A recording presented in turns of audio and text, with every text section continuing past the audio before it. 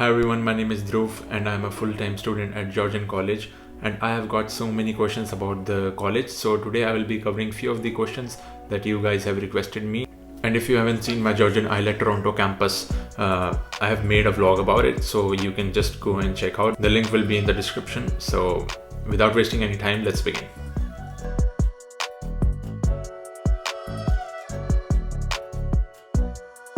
तो पहली बात आ जाती है कि भाई कितने दिन क्लासेस लगती हैं। तो मेरी 3 दिन क्लासेस लगती हैं हफ्ते के अंदर। मेरे पास ऑप्शन भी था कि 4 दिन या फिर 5 दिन भी चूज़ कर सकता हूँ मैं, लेकिन मैंने सोचा कि 3 दिन ही ले लेता हूँ एक बारी में। 9 to 4 3 दिन क्लास लगेंगी हफ्ते में, मंडे, वेंसडे और थर्सडे को, और बीच में ट्यूसडे को छुट्टी होगी। वैसे अगर मैं 4 या 5 दिन लेता तो वो ही स्प्लिट हो जाता कि कई लोगों ने क्या किया, 9 to 12 ऐसे क्लासेस ले ली, कभी 1 to 3 ले ली according to their schedule. But I am usually busy on the weekends on my part time job. So what I decided to do is like 3 दिन कॉलेज ले लो और फिर और दिन रिलैक्स करो। And it also depends on your program. अगर क्या कहते हैं उसमें ज़्यादा कोर्सेज होंगे तो ऑब्वियसली आपके ज़्यादा दिन क्लासेज होंगी। ये तो है नहीं कि दिन सुबह 9 बजे शुरू होंगी कि और आपके रात के 8 बजे खत्म होंगी। So that is also one of the factor. आप देख लेना आपके कोर्स कितने हैं। तो जब आप शुरू करोगे तब आपके पास ऑप्शन होगा कि आपको कौन सा चूज़ करना है, A, B, C, D ऐसे टाइम टेबल के अंदर। और आप जितनी जल्दी ले लोगे उतना बेटर है, क्योंकि लिमिटेड स्लॉट ही होते हैं स्टूडेंट्स के। यूँ तो है नहीं कि सारे के सारे स्टूडेंट्स ले लेंगे एक ही टाइम टेबल A में। तो मेरे फ्रेंड के साथ क्या हुआ, उसने टाइम टेबल A लेना था, लेकिन उसने काफ़ी ज़्यादा लेट रजिस्टर किया तो उसका वो टाइम टेबल मिस हो गया और उसका वो दूसरा टाइम टेबल चूज़ करना पड़ा। तो भाई सेकंड बात आ जाती है फ़ीस की। तो मेरी फ़ीस थी $17,500 और आपको दूसरे कॉलेजेस में भी इतनी ही मिलेगी। अगर आप यूनिवर्सिटी में जाओगे तो ऑब्वियसली आपकी हायर होगी as compared to Georgian College, about 20,000 19,000।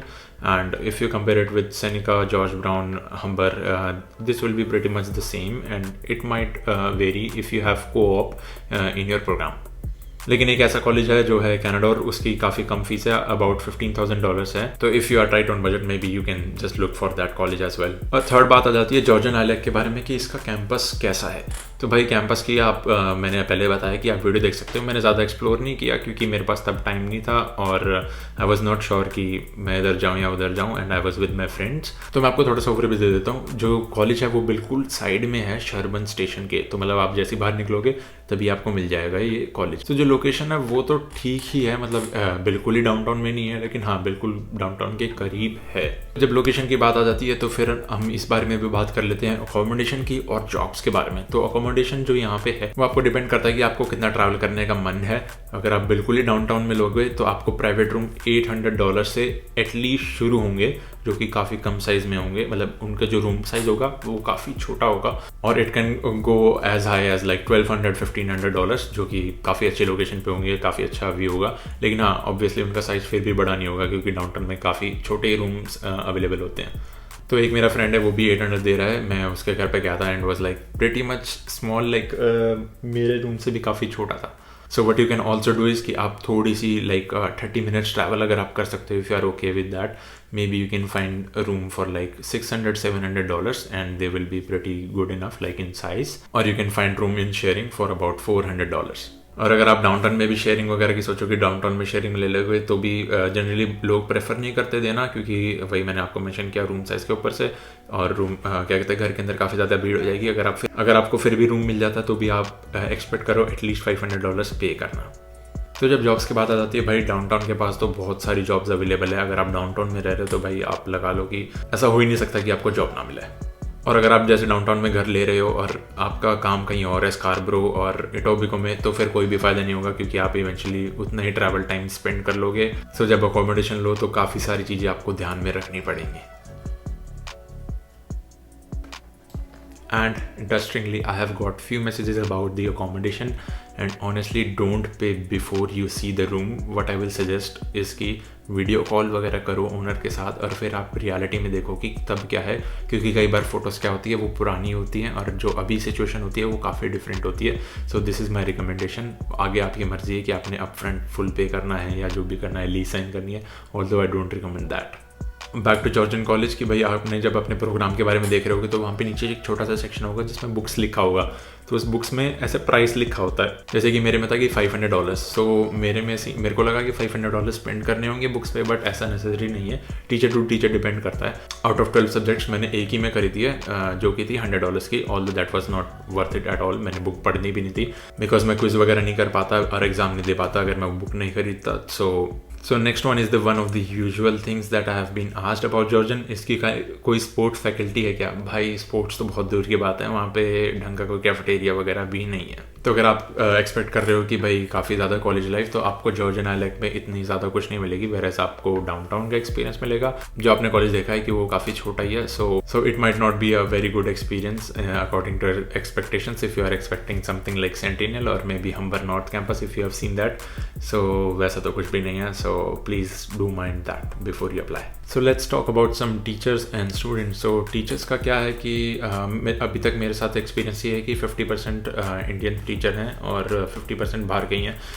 क्या प्रोफेसर्स कोऑपरेटिव होते हैं? हाँ, मतलब चिल्ड आउट है काफ़ी ज़्यादा। तो जो प्रोफेसर्स है काफ़ी ज़्यादा चिल्ड आउट है, इतना मतलब कि इंटेंस नहीं रखते कि भाई अभी पढ़ना है, अभी ये करना है। हाँ ठीक है, आप अपनी डेडलाइंस मीट करोगे और अपनी क्लास अटेंड करोगे और प्रोफेसर को पता होगा कि भाई हाँ ये स्टूडेंट है और इंटरेक्ट कर रहा है, कोशिश कर रहा है, तो they will definitely try to help you out. अगर आपको कोई भी प्रॉब्लम आ रही है किसी भी चीज़ में, या फिर एग्जाम को लेके, असाइनमेंट को लेके, क्विज को लेके, या जो भी स्मॉल डिस्कशंस हैं, सो दे आर रियली हेल्पफुल। ऐसा नहीं है कि भाई बंदे को फेल कर दिया। सो इस बारे में भी आगे बात करते हैं। तो आगे जाने से पहले स्टूडेंट्स के बारे में बात करता हूँ। जो अपने स्टूडेंट्स हैं 100% अभी तक तो सारे के सारे इंटरनेशनल ही है, कोई भी वहाँ पे डोमेस्टिक स्टूडेंट नहीं है। अब मुझे नहीं पता कि ऑफलाइन क्लासेस में हैं कि नहीं है, क्योंकि मैंने अभी तक तो देखी नहीं, क्योंकि मेरी सारी क्लासेस ऑनलाइन ही रही हैं, फर्स्ट सेमेस्टर में भी, सेकंड सेमेस्टर में भी। तो मैंने ऑफलाइन एक्सपीरियंस नहीं किया है, लेकिन ऑनलाइन में कोई भी डोमेस्टिक नहीं है, मोस्टली इंटरनेशनल है। और थोड़ा सा डिटेल में जाओ तो 90% इंडियन ही है।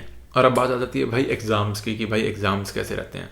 तो मोस्टली सारे जितने भी कॉलेजेस में हैं वो एग्ज़ाम्स MCQ बेसिस पे रहते हैं। मतलब ऐसा नहीं है कि जैसे इंडिया में था कि भाई पूरे लंबे लंबे पैराग्राफ लिखने हैं। अभी तक तो एक भी मेरा एग्ज़ाम ऐसा नहीं हुआ और ना ही होगा। कुछ ऐसे भी है मेरे कि भाई मेरे को प्रोजेक्ट्स बना के देने हैं, पूरा प्रोजेक्ट कंप्लीट करके देना है, क्योंकि भाई मैं प्रोजेक्ट मैनेजमेंट कर रहा हूँ। Can you actually fail? No, most of the cases में ऐसा नहीं है, क्योंकि पढ़ाई इतनी ज़्यादा इंटेंस नहीं है। और जितने भी अपने ग्रेजुएट सर्टिफिकेट कोर्स हैं वो चिल्ड आउट ही हैं। अगर आप क्लास वही अटेंड वगैरह करोगे, प्रोफेसर से बात करोगे, नॉर्मल पढ़ाई रखोगे, तो ऑब्वियसली आप आराम से पास हो जाओगे। ऑल्दो पासिंग परसेंटेज 60 ही है, जो कि सारे कंक्लूड करती है आपकी क्विज, जितनी भी असाइनमेंट्स है, ग्रुप डिस्कशंस, और कुछ जो टीचर्स है वो असाइनमेंट भी, और कुछ जो टीचर्स जो कि अटेंडेंस भी लेते हैं, जिसकी काफ़ी कम स्मॉल परसेंटेज होती है। I am not allowed to share अपनी स्क्रीन कि भाई कैसे कैसे रहती है असाइनमेंट से वो।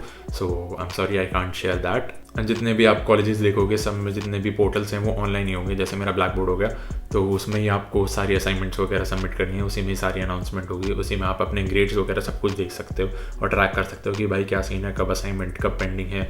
कैलेंडर में आ जाएगा कि भाई इस दिन तक असाइनमेंट देनी है, और उसके इंस्ट्रक्शंस वगैरह सब कुछ होंगे, और रिकॉर्डिंग वगैरह रहेंगी क्लास की। सो ऐसे रहता है ऑनलाइन प्लेटफॉर्म पे। And few students are like कि भाई ऑफलाइन क्लासेस रहेंगी कि ऑनलाइन ही रहेंगी। भाई अभी तक गवर्नमेंट ऑफ कनाडा का कुछ भी नहीं आया है, तो पॉसिबिलिटीज़ यही हैं कि ऑफलाइन होंगी। और हमें लग भी नहीं रहा गवर्नमेंट ऑफ कनाडा अलाउ करेगा कि भाई अपनी ऑनलाइन क्लासेस कंटिन्यू कर लो, क्योंकि यहाँ पे कोरोना वोरोना का कोई सीन नहीं है। सो मैं जैसे भी नेक्स्ट इनटेक करूँगा, मैं भी अपना जैन इनटेक है मेरा, सो उसमें भी ऑफलाइन क्लासेस ही होंगी। तो देखते हैं अब ऑफलाइन क्लासेस का क्या एक्सपीरियंस रहेगा। And if you still have any doubts, आप मेरे को इंस्टाग्राम पे DM कर सकते हो। मैं यूट्यूब पे थोड़ा सा लेट कमेंट्स का रिप्लाई करता हूँ। You can also drop comments if you wish to. So I hope मैंने सब कुछ कवर कर दिया और आपको ये वीडियो पसंद आई होगी। अगर मैंने कोई भी गलती करी आपने आंसर्स में, या फिर कोई भी आपको डाउट हो, या फिर कुछ भी करेक्शन करनी है, so please do let me know. And thank you for watching till the end, and see you in the next video. Thank you, bye bye.